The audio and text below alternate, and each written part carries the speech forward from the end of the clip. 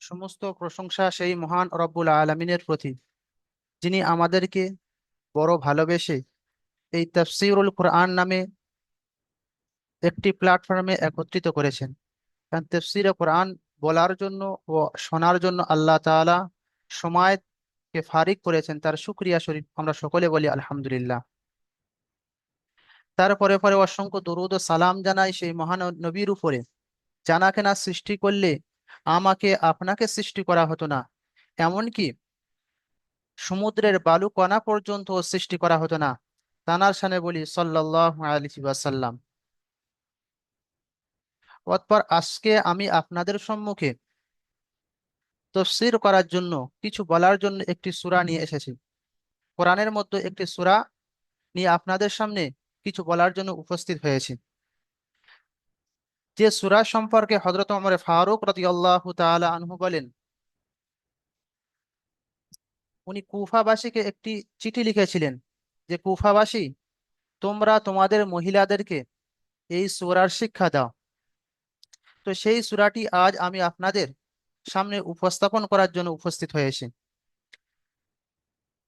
তো এই সূরার মধ্যে যে সমস্ত শিক্ষা আল্লাহ তাআলা দিয়েছেন, সেই সমস্ত শিক্ষাগুলো যদি আমরা আমাদের নিজেদের জীবনে আনতে পারি, তাহলে আমাদের জীবন আলোক উজ্জ্বল হয়ে উঠবে। তো আজ সেই সূরাটির মধ্য থেকে কয়েকটি আয়াত আমি আপনাদের সম্মুখে পড়ব এবং তার তাফসীর ও তার ব্যাখ্যা আপনাদের সম্মুখে আমি শোনাবো। তো এর উদ্দেশ্য হলো যে সূরাটির নাম হলো সূরাতুন নূর, সূরায়ে আন-নূর। তো সূরা নূর আপনার মাদানিয়া সূরা, অর্থাৎ আল্লাহর রসুলের সাল্লাল্লাহু আলাইহি ওয়াসাল্লামের হিজরতের পরে এ সূরা অবতীর্ণ হয়েছে। বিসমিল্লাহির রহমানির রহিম। সূরাতুন আনজালনাহা ওয়া ফারাদনাহা ওয়া আনজালনা ফীহা আয়াতিন বাইয়িনাতিন লাআল্লাকুম তাযাক্কারুন। সূরাতুন আনজালনাহা, ইয়া একটি সূরা, আমি একে অবতীর্ণ করেছি। আল্লাহ তাআলা বলছেন, ইহা একটি সূরা, আমি একে অবতীর্ণ করেছি। ওয়া ফারাদনাহা, আর আমি এর মধ্যে আহকামকে নির্ধারণ করেছি।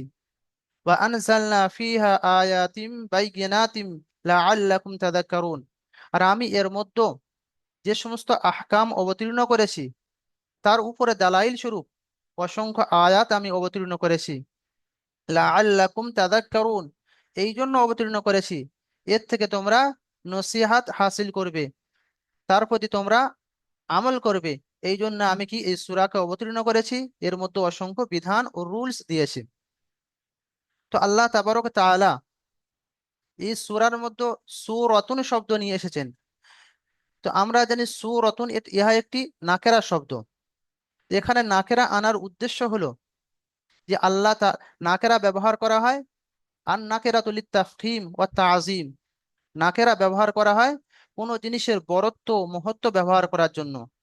তো আল্লাহ তাবারক তাআলা এই সূরার শেষে সূরাতুন নাকেরা শব্দ নিয়ে এসে এটাই বলতে চাচ্ছেন, এর মধ্যে যে সমস্ত আহকাম ব্যবহার করা হয়েছে, যে সমস্ত আহকাম বলা হয়েছে, তার মহত্ব, তার গুরুত্ব সোসাইটিতে অনেক বেশি। কোরআনের সমস্ত আহকামের তো গুরুত্ব বেশি, কিন্তু এগুলো বড় বড় আহকাম এখানে বর্ণনা করা হয়েছে, বড় বড় ইসলামিক রুলস এখানে বর্ণনা করা হয়েছে। আর আল্লাহ তাআলা এই সমস্ত রুলস সম্পর্কে উনি বলছেন ফারাদানাহা। ইসলামে অনেক রুলস রয়েছে, কিছু রুলস আল্লাহ তাআলা নিজে বলেছেন, আর কিছু আল্লাহর রসুলের মাধ্যমে বলে দিয়েছেন। তো আল্লাহ তাআলা বলছেন এই কোরআনের এই সূরার মধ্যে যে সমস্ত রুলস গুলো বলা হয়েছে, ফারাদানাহা, আমি নিজে এই রুলস গুলোকে ঠিক করেছি। কিছু ফরজ, কিছু ওয়াজিব, কিছু মুস্তাহাবাত আমি নিজেই ঠিক করেছি। ওয়া আনজালনা ফিহা আয়াতিন বাইয়িনাতিন, আর সেই সমস্ত রুলস এর উপরে, সেই সমস্ত আহকামের উপরে প্রমাণ স্বরূপ আমি কিছু আয়াত এখানে আপনাদের সম্মুখে তুলে ধরেছি, আল্লাহ তাআলা বলছেন।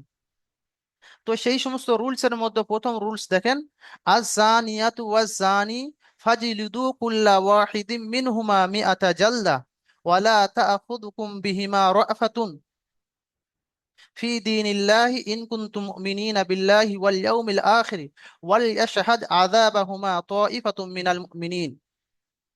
সর্বপ্রথম যে রুলস আল্লাহ তাআলা এখানে যিকরি করেছেন, বর্ণনা করেছেন, বলছেন আজ-জানিয়াতু ওয়াজ-জানি, ব্যভিচারকারিণী ও ব্যভিচারকারী, ফাজলিদু কুল্লা ওয়াহিদিম মিনহুমা মিআতা জালদা, তো তাদের মধ্যে প্রত্যেককে 100 বার বেত্রাঘাত করো। ওয়ালা তাআখুযুকুম বিহিমা রাফাতুন, আর তাদের বেত্রাঘাত করার সময় কোন রকম দয়া করো না। ফি দীনিল্লাহ, আল্লাহ তাআলার আহকাম সম্পর্কে।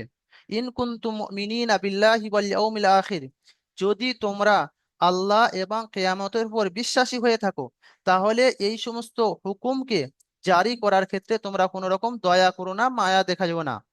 ওয়াল ইয়াশহাদ আযাবাহুমা তাইফাতুম মিনাল মুমিনিন, আর এই শাস্তি যখন প্রয়োগ করবে, কেমন জায়গায় করবে? ওয়াল ইয়াশহাদ আযাবাহুমা, ওদের দুজনকে আজ শাস্তি দেওয়ার সময় মুমিনিনদের একটা জামাত যেন ওখানে উপস্থিত থাকে। দেখেন, আল্লাহ তাবারক তাআলা সমস্ত যখন কোনো আহকাম বর্ণনা করেন, সাধারণত সেখানে মহিলাদের নামকে লুকিয়ে রাখেন, মহিলাদের বিষয়কে লুকিয়ে রাখেন।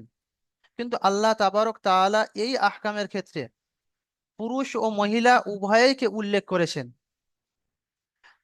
শুধু পুরুষ ও মহিলা উভয়কে উল্লেখ করেননি, বরং আল্লাহ তাআলা এখানে মহিলাদের নামকে প্রথমে নিয়ে এসেছেন, যে আজ জানিয়াতু ওয়াজ জানি, ব্যভিচারিণী ও ব্যভিচারী।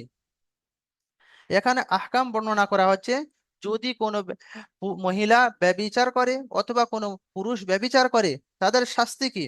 বলে ফাজলিদু কুল্লা ওয়াহিদ মিনহুমা মিআতা জাল্লা, তাদের শাস্তি স্বরূপ এখানে বর্ণনা করা হচ্ছে যে তাদের 100 বেত্রাঘাত করা হবে।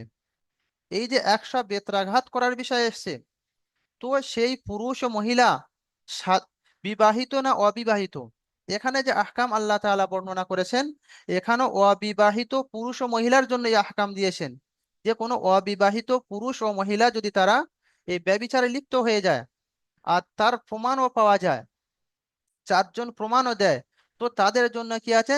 100 বার বেত্রাঘাত করো। আর যদি তারা বিবাহিত হয়ে থাকে পুরুষ ও মহিলা, সেক্ষেত্রে কি আছে?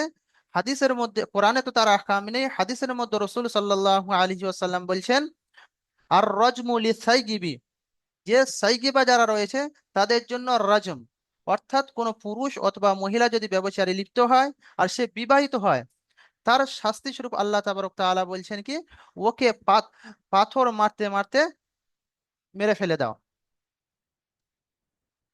তো এখানে একটু লক্ষণীয় বিষয় যে আল্লাহ তাবারক তাআলা যে জানিয়া ওয়া জানি, তো আজ জানিয়া তো শব্দ প্রথমে নিয়ে এসেছেন, এর দ্বারা এটাই বোঝাতে চেয়েছেন, সমাজের বুকে আমাদের হয়ে থাকে সাধারণত যেটা, যে কোনো মহিলাকে শাস্তি দেওয়ার ক্ষেত্রে তাকে আমরা কি করি?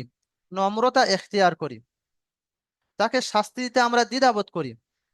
তো আল্লাহ তাআলা এখানে বলছেন যে তোমরা যখন শাস্তি প্রদান করবে, সে মহিলা হোক বা পুরুষ হোক, তো তাদের প্রতি শাস্তি দেওয়ার ক্ষেত্রে তোমরা নম্রতা এখতিয়ার করো না। হতে পারে কোনো মহিলাকে শাস্তি দেওয়ার সময় যিনি শাস্তি দেবেন, হয়তো তার দিলের মধ্যে মায়া আসতে পারে, যাতে মায়া না আসে তার জন্য আল্লাহ তাবারক তাআলা আজ-জানিয়া শব্দ প্রথমে নিয়ে এসেছেন। ঠিক অনুরূপভাবে আজ-জানিয়া শব্দ প্রথমে নিয়ে আসার মুফাসসিরিনগণ আরো অনেক ব্যাখ্যা দিয়েছেন। তার মধ্যে আরো একটা আপনাদের সম্মুখে বলছি, যে জানিয়া শব্দ আল্লাহ তাআলা এখানে প্রথম এই জন্য নিয়ে এসেছেন, যে এই ব্যভিচারটা সাধারণত মহিলার দিক থেকে আগে হয়।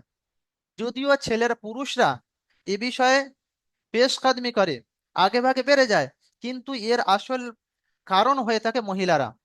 তারা যদি সমাজের বুকে পর্দাশীল হয়ে চলে, তারা যদি সমাজের বুকে সতর ঢেকে চলে, তারা যদি সমাজের বুকে ঠিকঠাক হয়ে চলে, তাহলে কোনো পুরুষ তার দিকে নজর করবে না, আর এই কাজটা হবে না।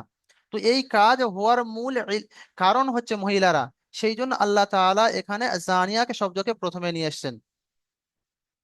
তো ওয়ালা তাখুদ বিহিমা রাফাতুম ফি দীনিল্লাহ, তারপরে আল্লাহ তাআলা বলছেন, যদি এরকম কোন পুরুষ অথবা মহিলার দ্বারা এমন কাজ হয়ে থাকে, তাদেরকে তোমরা 100 বার বেত্রাঘাত করো, যদি সে বিবাহিত না হয়। আর বিবাহিত হলে তার জন্য শাস্তি হচ্ছে তাকে কি করো? পাথর মারতে মারতে মেরে ফেলে দাও। আর এই শাস্তি দেওয়ার সময় আল্লাহ তাআলা কি বলছেন, যখন তোমরা এই শাস্তি দেবে, শাস্তি দেওয়ার সময় তার সম্পর্কে বিন্দুর মাত্র দয়া করো না। কারণ আল্লাহ তাআলা, আমরা যতটা বাচ্চাকে ভালোবাসি, আমরা যতটা বান্দাকে ভালোবাসি, তার থেকে হাজার গুণ বেশি, 100 গুণ বেশি আল্লাহ তাবারক ওয়া তাআলা ভালোবাসেন।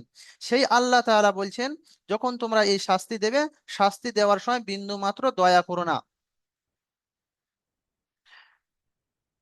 তারপরে আল্লাহ তাবারক তাআলা বলছেন এই শাস্তিটা কেমন জায়গায় দেবেন, বলছেন ওয়াল ইয়াশহাদ আযাবাহুমা তাইফাতুম মিনাল মুমিনিন।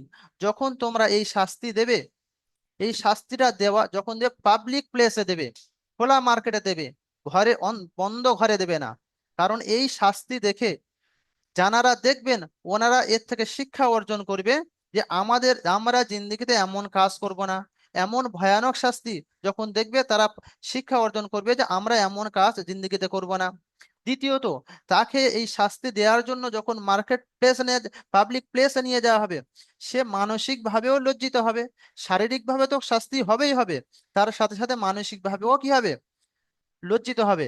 তাকে এই লজ্জিত করার জন্য এবং তাকে অন্যেরা যাতে শিক্ষা অর্জন করে, তার জন্য বলা হয়েছে শাস্তি দেওয়ার সময় তোমরা পাবলিক প্লেসে শাস্তি দাও, কোনো গোপন জায়গায় দিও না।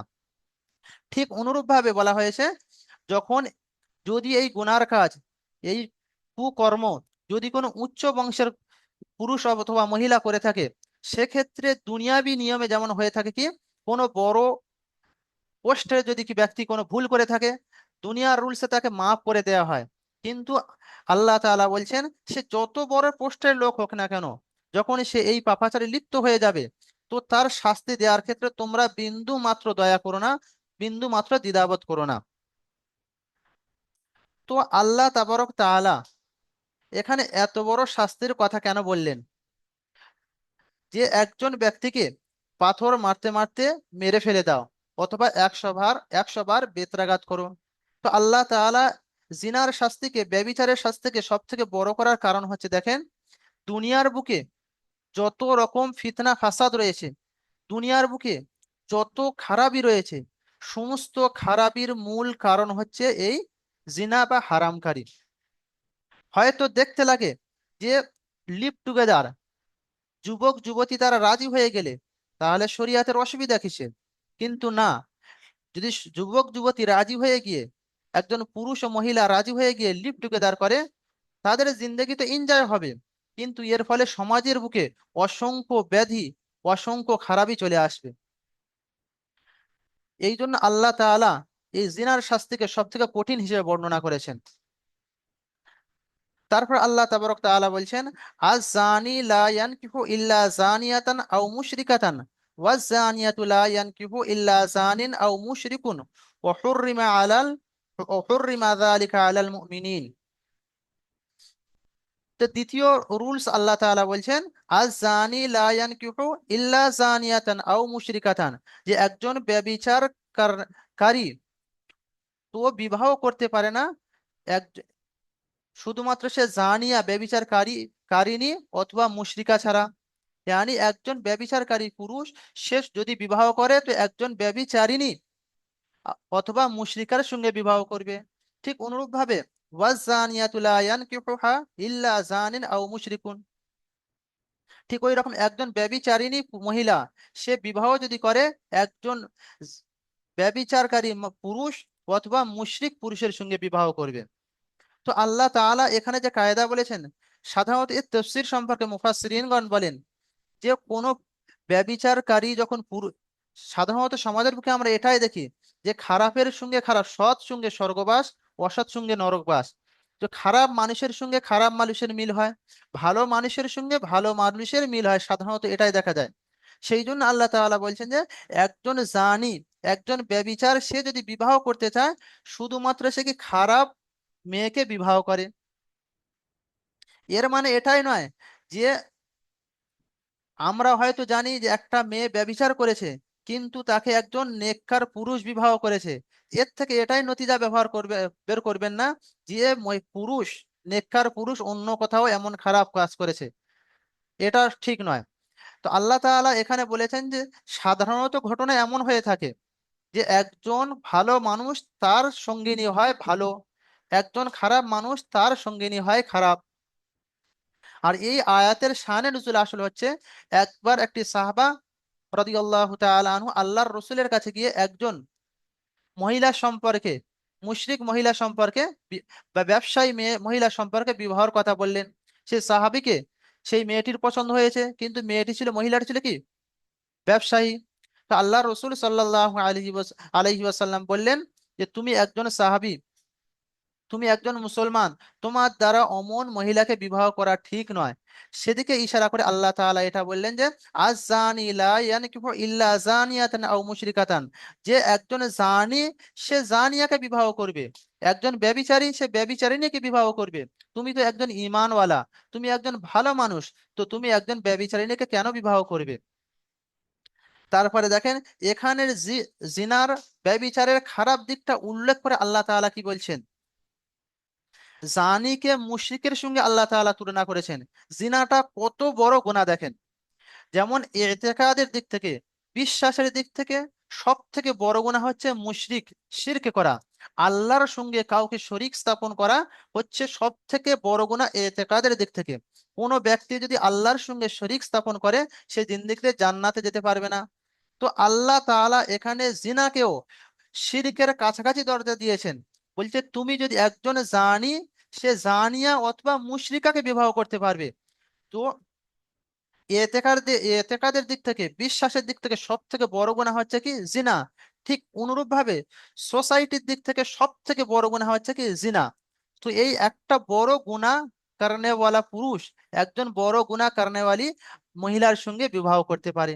তো দুটোর সংযোজন, দুটোর যে জিনার খারাপই বয়ান করার জন্য, জিনার কতটা ভয়ানক সেটা বয়ান করার জন্য আল্লাহ তাআলা এই আয়াত নিয়ে এসেছেন। তারপরে দেখেন তার পরের আয়াতে বলছেন ওয়াল্লাযীনা ইয়ারমুনাল মুহসানাতি সুম্মা লাম ইয়াতু বিআরবাআতি শুহাদাআ ফাজলিদুহুম সামানিনা জালদা ওয়ালা তাকবালু লাহুম শাহাদাতান আবাদা ওয়া উলাইকা হুমুল ফাসিকুন। দেখেন আল্লাহ তাবারক ওয়া তাআলা উনি সর্বসময় হুকুম দিয়েছেন, তোমরা বান্দার দোষ ত্রুটিকে লুকিয়ে রাখো, তোমরা তার দোষকে খুঁজলে খুঁজলে বের করতে যেও না। তারপরেও যদি প্রমাণ হয়ে যায় এ ব্যক্তি এই দোষে দোষী, এ ব্যক্তি হচ্ছে ব্যভিচার, এ ব্যভিচারিণী, তখন এই কি হবে, আহকামটা তার উপর জারি করা হবে। কিন্তু কোন একজন ব্যক্তি যদি কোনো একটি সতী নারীকে এরকম অপবাদ দেয়, যে ওয়াল্লাযীনা ইয়ারমুনাল মুহসানাত, যদি কোনো ব্যক্তি কোনো পাক দামান সতী মহিলাকে অপবাদ দেয়, ব্যভিচারের অপবাদ দেয়, আর আল্লাহ তাআলা তার সম্পর্কে বলছেন, যখন তুমি কোনো ব্যক্তিকে, কোনো মহিলা সম্পর্কে অপবাদ দেবে, তোমার জন্য জরুরি তুমি কি করো, চারজন পুরুষকে গাওয়াই হিসাবে পেশ করো। যদি তুমি চারজন পুরুষকে গাওয়াই হিসেবে, সাক্ষী হিসাবে পেশ করতে না পারো, তাহলে তোমার শাস্তি হচ্ছে তোমাকে উল্টে 80 বার বেত্রাঘাত করা হবে। তো আল্লাহ তাআলা বলতে যাচ্ছেন তোমরা এ বিষয়ে চুপচাপ থাকো। গুনাহ হয়ে গিয়েছে, সে আল্লাহর কাছে তওবা করবে, সমাজের বুকে ছড়ানোর কোনো প্রয়োজন নেই। যদি তুমি কি আছে মানে সচক্ষে দেখে দেখো, তো এর গাওয়াহি দেওয়ার জন্য, সাক্ষী দেওয়ার জন্য আরো চারজনকে জমা করো। যদি চারজনকে একত্রিত না করতে পারো, আর তুমি সমাজের বুকে এটা বলে বেড়াও, সমাজের বুকে এই অপবাদকে কারোর নামে ছড়িয়ে বেড়াও, তাহলে তোমার শাস্তি স্বরূপ আল্লাহ তাআলা বলছেন যে ফাজিলিদু হুমা সামানি নিনা জালদা, তোমাকে 80 বার বেত্রাঘাত করা হবে। তুমি যেখানে জানিয়া, ব্যভিচারিণী প্রমাণ করতে পারছো না, তো এই অপবাদটা তুমি সমাজের বুকে কেন বলে বেড়াচ্ছ? আল্লাহ তাআলা তার সম্পর্কে আরো কি বলছেন, ওয়ালা তাকবালু লাহুম শাহাদাতান আবাদা, তাকে শারীরিকভাবে 80 বার বেত্রাঘাত করা হবে।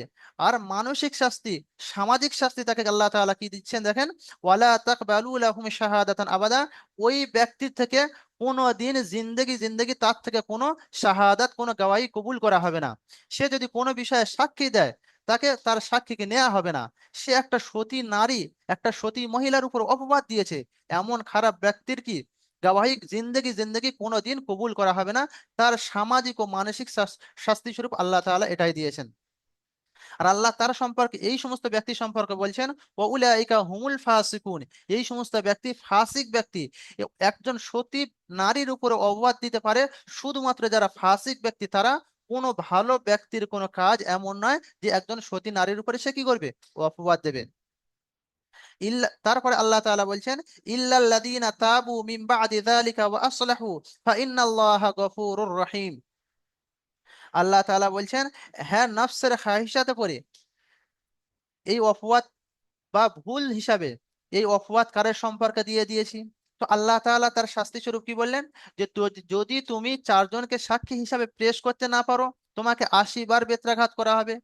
আর সমাজের বুকে তোমাকে কি করা হবে, তোমার থেকে কোনো গাওয়াহি বা সাক্ষী নেওয়া হবে না। কিন্তু সেই ব্যক্তি যদি কি আছে, একটা ভুল করে বসেছে, তো সে যদি তারপরে দিল থেকে তওবা করলো, ইল্লাল্লাযীনা তাবু মিন বাদি যালিকা ওয়া আসলাহু, সে দিল থেকে তওবা করলো যে আমি এমন অপবাদ কারের কোনোদিন জিন্দেগিতে দেব না, সে অন্তরে অন্তরস্থল থেকে তওবা করলো। তো আল্লাহ তাআলা বলছেন, ফাইন্নাল্লাহা গফুরুন और গফুর রহিম, তা আল্লাহ তাআলা মাফ করনে ওয়ালা। সে যদিও এমন অপবাদ দিয়ে থাকে, তারপরে অন্তরস্থল থেকে তওবা করছে, তো আল্লাহ তাআলা তার তওবাকে কবুল করবেন, তিনি মাফ করে দেবেন। এবারে ভাই এখানে দেখেন, তওবা বলতে কি শুধু আল্লাহর কাছে যে ক্ষমা চেয়ে নেওয়া, যে আল্লাহ আমি ওর নামে অপবাদ দিয়েছি, আপনি আমাকে মাফ করে দেন, এমন যদি ক্ষমা চাওয়া হয় সে ক্ষমা ক্ষমা হবে না। যে ব্যক্তির সম্পর্কে আপনি অপবাদ দিয়েছেন, সর্বপ্রথম তার কাছে যান, ভাই আপনার নামে যে অপবাদ দিয়েছি এটা আমার ভুল হয়েছে, আপনি মাফ করে দেন। তার কাছে ক্ষমা চাওয়ার পরে আল্লাহ তাআলার কাছে ক্ষমা চাও। কারণ এখানে তুমি হুকুকুল ইবাদ নষ্ট করেছো, এই জন্য প্রথমে দরকার সেই ব্যক্তিটির কাছে ক্ষমা চাওয়া। আর তারপরে সে যদি মাফ করে দেয়, তারপরে আল্লাহ তাআলার কাছে ক্ষমা চাওয়া, এ আল্লাহ তুমি মাফ করে দাও। ঠিক অনুরূপ ভাবে কেউ যদি কারোর হুকুকুল ইবাদ টাকা পয়সা নিয়ে নষ্ট করে দেয়, তারও হুকুম এই যে সর্বপ্রথম তার টাকাকে আদায় করা, তার ঋণকে পরিশোধ করা, তার কাছ থেকে চুরি করা মালকে তাকে ফিরিয়ে দেওয়া, তারপরে তার কাছে তওবা করা, তারপরে আল্লাহর কাছে তওবা করা, যে আল্লাহ তাআলা আমি ওর মালটা না বলে খেয়ে নিয়েছি, না বলে চুরি করে নিয়েছি, আল্লাহ তুমি মাফ করে দাও। একজনের মালকে চুরি করে নিয়ে, দিনের দিবালা রাতের অন্ধকারে চুরি করে নিয়ে তার কাছে আল্লাহর কাছে তওবা করবে, যে আল্লাহ তাআলা মাফ করবেন না। সর্বপ্রথম তার কাছ থেকে মাফ করে নেয়া, যার মাল আমরা ভক্ষণ করেছি, যার মাল আমরা খেয়েছি। ঠিক অনুরূপ ভাবে কোনো ব্যক্তির নামে অপবাদ দিলে, কোনো ব্যক্তির বিষয়ে গীবত দিলে, তো এর তওবা হচ্ছে সর্বপ্রথম সেই ব্যক্তির কাছে গিয়ে নিজের কি আছে, স্যালেন্ডার হওয়া, ভাই তোমার নামে আমি এই খারাপ খারাপ কথা বলেছি, তুমি আমাকে মাফ করে দাও। তো সেই ব্যক্তি যখন মাফ করে দেবে, তারপরে আল্লাহ তাআলার কাছে এসে তওবা করে, আল্লাহ তাআলা আমার দ্বারা এই ভুল হয়েছে, আপনি মাফ করে দেন। এবারে মনে করেন যে ব্যক্তির নামে আপনি গীবত করেছেন, যে ব্যক্তির মাল আপনি চুরি করে খেয়ে নিয়েছেন, তিনি দুনিয়া ছেড়ে চলে গিয়েছেন, আল্লাহর পেয়ারা হয়ে গিয়েছে। তো এখন আমরা তার থেকে মাপ চাওয়ার পদ্ধতি কি, তার কাছ থেকে কিভাবে মাপ চাইবো, কিভাবে মাফ করব, এ সম্পর্কে মশলা বলা হয়। এ সম- যদি সে ব্যক্তি দুনিয়া থেকে আল্লাহর পেয়ারা হয়ে চলে যান, তো এখন করণীয় হচ্ছে, তার থেকে তো মাপ চাওয়া আর সম্ভব নয়, তিনি দুনিয়ায় নেই। তো তানার নামে বেশি বেশি করে জিকির করা, তার নামে বেশি বেশি দরুদ পড়া, দিয়ে তানার ইসালে সওয়াব করে দেওয়া, তানার নামে দান খায়রাত করা। যদি আমরা এই রকম ভাবে করতে পারি, তো আল্লাহ তাআলা কিয়ামতের ময়দানে তাকে ভুলিয়ে দেবেন, যে তিনি আর মুআখাজা করবেন না, তিনি সেখানে গিয়ে আর হক চাইবেন না। এই জন্য যদি কোনো ব্যক্তি দুনিয়া থেকে চলে যায় আর তার কাছে আমরা ভুল করে থাকি, তো তার নামে আমরা ইসালে সওয়াব করবে বেশি বেশি, তার কাছে কি তার জন্য দান খয়রাত করব, বললে আল্লাহ তাআলা কি করবেন, আমাদের তওবা কবুল করবেন আর আমাদেরকে মাফ করে দেবেন। আর তিনি যদি জীবিত থাকেন, তার কাছে গিয়ে আমরা মাফ চাইবো, সে তারপরে আল্লাহ তাআলার কাছে ক্ষমা চাইবো, আল্লাহ তাআলা মাফ করে দেবেন। তো আজকে ভাই এই পর্যন্ত শেষ করছি, আগামী দিনে এরপর থেকে হবে ইনশাল্লাহ। আসসালামু আলাইকুম।